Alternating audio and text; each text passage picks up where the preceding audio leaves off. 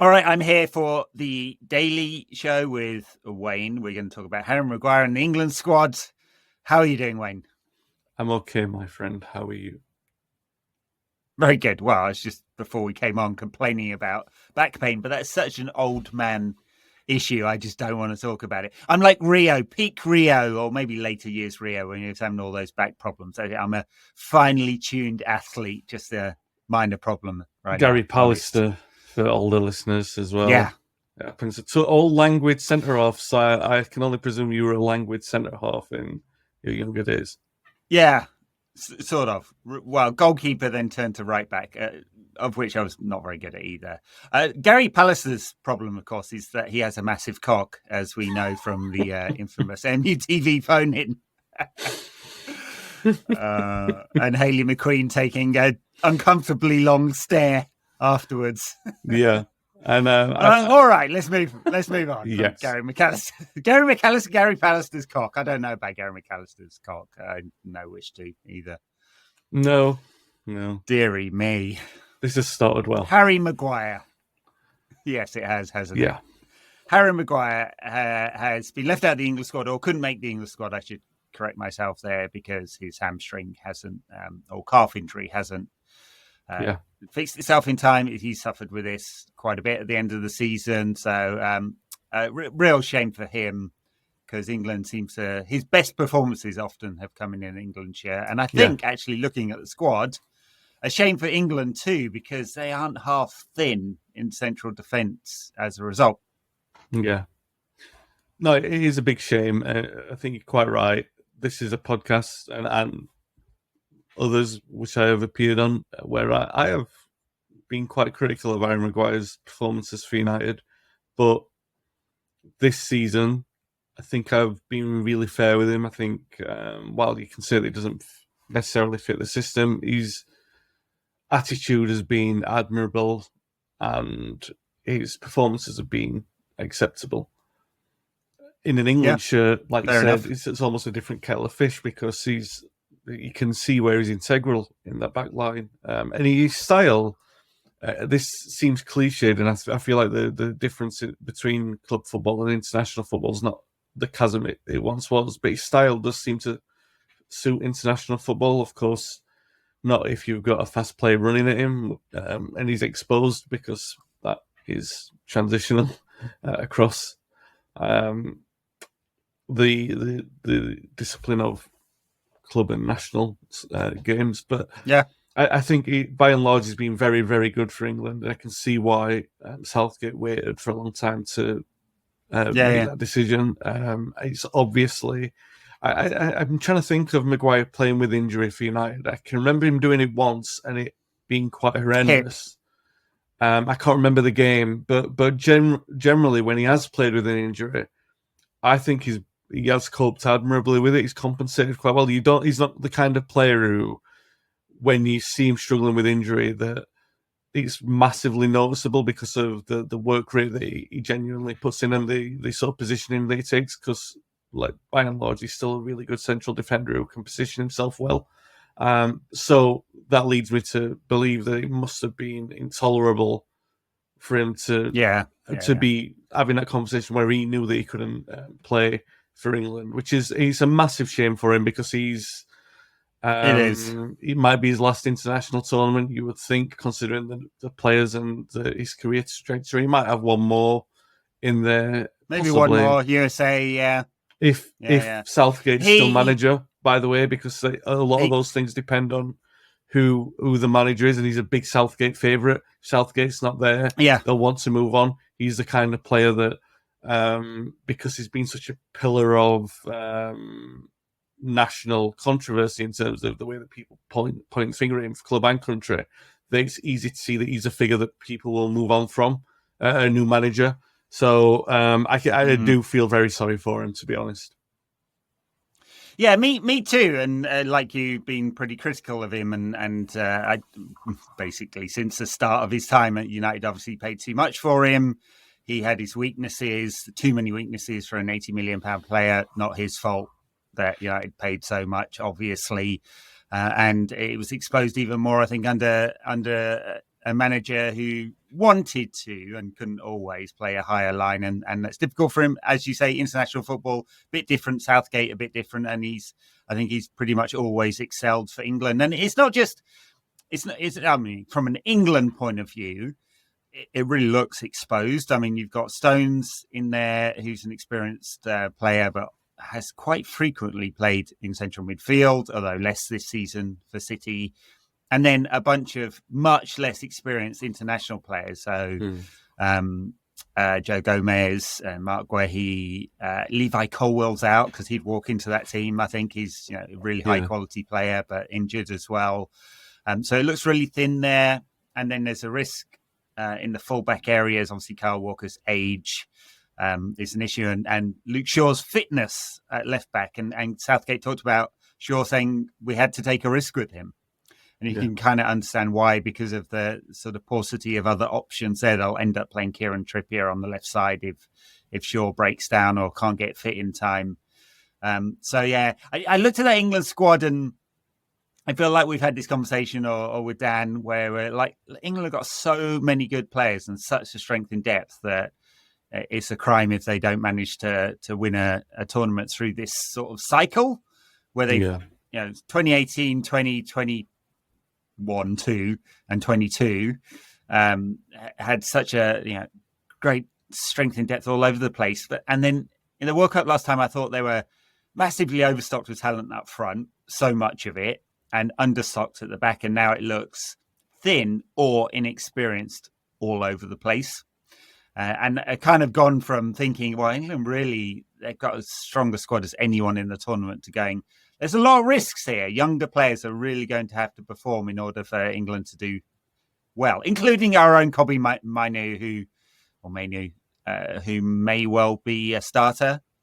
Might not start the first game, but looks to be with Adam Wharton, right on the cusp of filling out midfield with Declan Rice and Jude Bellingham. Yeah, that's a conundrum for Southgate, where it's almost like the old Scholes one, isn't it? What he's going to do with Foden in that dynamic.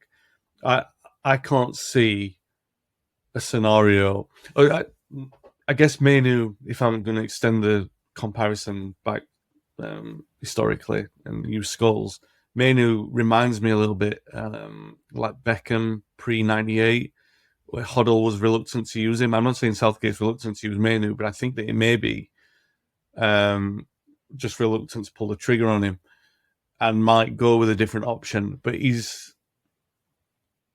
will be undroppable as soon as the decision's taken to put him in. I can't see... I say this with the greatest of admissions of bias, and this is a United podcast as well, so we're in safe company to do that. But I just can't see a scenario where he doesn't fit into... In fact, I can see one scenario, and that is where Rice and Bellingham, they're so dominant characters, and we've not seen Kobbie in that kind of scenario. When he has played for England, he's looked fairly impressive. But, the old conundrum again, to lazily go back to Scholes and Gerrard and Lampard, they're all such dominant midfielders and personalities with their own distinct way of playing that they couldn't complement each other. Now, you can easily see how all these three players can complement each other, and I think that's the thing for me, that I think I can't see a scenario where they don't very quickly become England's established midfield. And the only thing would be Southgate's hesitation and renowned reservation on doing the bold, progressive thing. Whereas it seems like the obvious thing, right? That you would just play those three. They complement each other. They would be the best midfield in the tournament. Probably, France is pretty good, but I'd back that England one against anyone if it had those three players in it. So and again, with bias, but I would definitely think that Mainoo's going to be the starter in there. Yeah. Well, I mean, I guess in the England midfield, he's used Trent Alexander-Arnold recently. It's a bit odd moving a right back up into midfield. Obviously, a very, very solid passer, creative player. He's tried that a few times. I can't say I've been that impressed with Alexander-Arnold in that role. Yeah. And the other one is Adam Wharton, who I like a lot. I mean, he's gone from the Championship to being a really good central midfielder really quickly. I mean, like, not that we want to dump loads of money on at Crystal Palace necessarily, but I mean, they're talking about Elise, who might well not be a player we actually need. Might want him, but maybe we don't need him. Adam Wharton would be a really good fit in the England and the United midfield. Anyway, let's just say that one. Be interesting to balance, won't it? Because Bellingham play further forward like he has done at Real Madrid. Player of the season in Spain this season, scored a ton of goals, playing in that more advanced role, has tended to play deeper for England. And then where do you go with 3 left-footed creative players who tend to like to play off the right in Palmer, Saka and Foden? I guess Foden's played more centrally this season. And fewer options on the left, where you basically got Adam Gordon? That's not right. Gordon from Newcastle. Is it Anthony Gordon? Anthony Gordon. Yeah, that's how little attention I've had in Newcastle, apparently. Anthony Gordon off the left. No Marcus Rashford and no Jack Grealish. So it looks a bit unbalanced, the squad. And then 3 centre forwards, which is probably unnecessary in a tournament like this when Kane, assuming he doesn't get injured, he's going to start every single game and play every single minute. I would trust, and I don't think Southgate will, because I don't think he's that liberated. But I would trust Bellingham and Foden to sort of share that central and left area. Firstly, because, the players will Mainoo will move around as well. So if you've got, I know Rice generally stays central. Mainoo will move into wide areas. He naturally does float. Mm-hmm. Bellingham does that as well. And Foden does that. So I don't think you have to have too much discipline if you're carrying those players. For me, I would start Saka because I think he's the best. I know Palmer's had a great season, but I still think Saka's much better. And I think then you've got all the options in that service. The only issue really is the one that's dogged United is the balance on the left-hand side. So it makes sense to me to have Foden on that area because at least he's left-footed and there's players good enough to create space, and he doesn't really need players to do that for him. He's that good. Whereas obviously we've not had that luxury. We don't have. We've unfortunately just had no left side. That could impact England, obviously, but I don't see a way around that because if Shaw's not fit, he's not fit, and you have to sort of create that way you can, and that's the best way of creating it. Is kind of like saying, all right, we don't really have an option there. You could go traditional with a player cutting in, but. That kind of makes sense. I just don't think Southgate will do it. By the way, though, on the squad announcements and more pertinently the reactions to them, Maguire's was kind of dignified. I liked it. If we're rating his social post, yeah, like saying he's devastated, and James Maddison's was quite the same. However, the response to that was it the England official account, which sort of like did now's not the time or the place kind of reaction to it. Like, come on, Maddison, chin up kind of thing. It was like, well, it was emojis, wasn't it, really? Which I think just do that. Allow him his disappointment. Don't, because you don't, this is one of those massive disappointments in a player's career that is a real test of character. Maddison, I like him. I think he's got a lot about him that suggests that he would respond positively to that. Don't go in on him because that's a pile on you. I know it was well intentioned, but what are you doing? What are you doing? Admins on social accounts are funny, aren't they? Because sometimes they're trying to be with the people and be amusing and all of that kind of stuff, and doesn't always work. So, yeah, it didn't work for me. I don't know whether we've seen all of the squad announcements from around Euro 26 and excuse me, frog in the throat. bit of editing will have to be done here.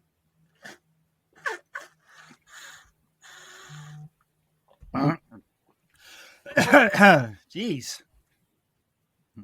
I don't know whether we've seen all the Euro 26 squad announcements, but there aren't actually that many United players going to be at Euro 26. I mean, there's only 2 in the England squad, which I don't know if that's a record low, but it's got to be close to it. And I guess that says something about the state of United at the moment, sort of, maybe. I don't know. I mean, there are 4 Crystal Palace players, so maybe that says more about the state of England or of Crystal Palace's recruitment. But there'll be a fair few United players getting a rest. I mean, obviously, if you think no football for Andre Onana this summer because they had AFCON already. Diego Dalot will definitely be at the Euros. Talked about Shaw. Varane's retired and has left the club. Martinez is Copa America that he'll be at. I don't think Johnny Evans has any summer football. Wan-Bissaka's not in the England squad. Bruno Fernandes, unfortunately, will be playing 950 minutes because he plays every single second of every single football match known to man. He's probably playing park football on the Sunday as well because he just can't help it. Probably playing right now. Rashford have the summer. He's probably, of course, he's playing right now. Yeah. Rashford obviously gets the summer off. Anthony gets the summer off because he wasn't in the Brazil squad. Because why would he be? Casemiro gets the summer off because he's not in the Brazil squad either. He's got plenty of time to go negotiate that new contract with Al Ittihad or whatever Saudi club he's angling for a move for. Martial gets the summer off and also not with United anymore. And Rasmus Højlund will be with Denmark. So will Eriksen's got an absolute banger the other day. You see that one? Yeah. Beauty. So a mixed bag in terms of United in the summer. So more players to get a rest, the better, I'd say. Yeah, I would agree with that. I generally agree with that line of thinking anyway, because I'm club over country. But it is weird. The Rashford one, I understood it when he was initially omitted, but now that Maddison and Grealish aren't going, I'm kind of like, I know it looks mad. Yeah, it looks like a bit of a masochistic risk, and you wouldn't associate Southgate with us. It's not just because I can. The weird thing is that Southgate seems to have picked a squad mostly on form, right? Not universally, but mostly these are the players who are in form. Maddison's out because he's not been playing well. And there's just a few in there that are sort of, like Shaw, who are a bit more wild card because he needs them. But it's a tournament and moments matter in a tournament because it's not a 38-game season. And if you ask me, even if he's playing badly, who of that line of forwards could produce a moment of magic when you really need it in a really big game? Marcus Rashford's that. I'd have had him just for that. Even if you're not playing well, you want to come on 15 minutes to go, someone can produce something because you're desperate. And big game player always. I think it's a bit odd from a United point of view. I'm glad he's getting a rest. I hope he is able to reset and this isn't kind of a real mental burden for him. That he takes it in the right way, that is. Obviously it's a massive blow because he's always seems to be a passionate player for England. Yeah. But I'd have had him for sure. We had this exact conversation last time I was on the pod, and the theory of what you're saying was something that I didn't agree with at the time. Not that I don't agree with the point in what you're saying about him being an impact player. I just wouldn't have had that as a reason to take him to the tournament because I didn't think he was playing good enough. But not knowing the squad now as it is, surely there's a place for him in there. That another player could have. It seems a bit more baffling to me now. But maybe they're not strong enough to win it, but I think France are the only team who are stronger than England. The rest of it, you're quite right that United, it benefits us in the players that are going to be rested, but you do have this knock-on question about mentality, like you've just said, how will it affect some of them? Secondly, even at their best, are they good enough? And United are at that critical crossroads anyway. I don't think they can afford It's going to be interesting from the definition of the word, because there are a few United fans who might be having palpitations about the thought of this. Investing another season in the mentality of a group of players, you're basically playing Russian roulette with that. He's kind of saying, what are we going to get? Because you've got no way of knowing. It could be good, it could be terrible, and I don't think, from everything that seems to be the mission statement from Ratcliffe, I don't think that they're in a mood to gamble in that kind of extreme. I don't see what choice you've got with the squad that we've got, but this is where the sort of the big token will come in the financial backing, because I don't think you can afford to go into a season with a squad that's got that kind of unpredictable mentality, regardless of the rest. Yeah. I think that's a fair comment. All right, we'll leave it there. And Maguire out of the England squad. Sorry, Harry. Rashford out of the England squad. Shaw and Mainoo in.